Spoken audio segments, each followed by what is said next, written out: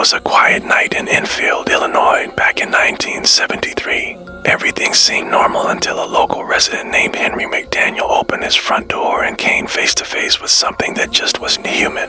First, he thought it might be a stray animal, maybe a weird-looking cat or a dog. But then, it hissed. It was a sound so sharp, so unnatural, it seemed to rattle the windows of his house. That is when Henry got a good look at it under the dim glow of his porch light.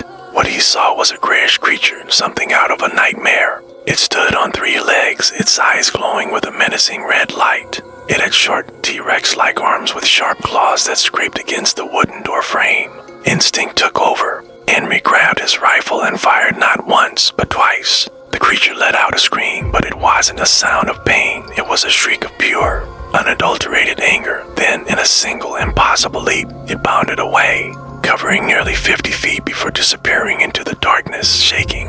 Henry immediately called the police. When they arrived, they were skeptical, of course, but the evidence was hard to ignore. They found deep, strange claw marks gouged into the side of the house and in the soft dirt nearby. They discovered footprints. They were dog-like, but with one chilling difference. Each print had 6 toes. Whatever Henry had seen, it was real. The story could have ended there. Bizarre one-off encounter, but it didn't. The very next night, more people saw it. A group of kids playing outside claimed the creature tried to break into their home, clawing at the windows. Another witness, a neighbor, reported seeing it sprinting through a field at an impossible speed, its body glowing faintly in the pitch-black night.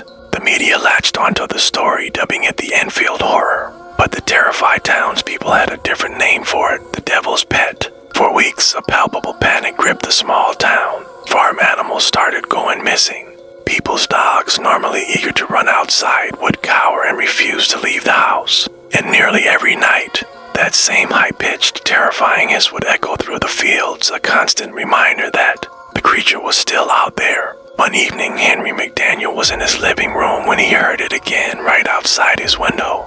He whispered to himself, "It's back." Bracing for the worst, he cautiously peered outside, but there was nothing there, just the empty, dark yard. But as he turned away, he noticed something on the window pane, a single, wet footprint stuck to the glass as if the creature had been peering in. The Enfield Horror was never caught.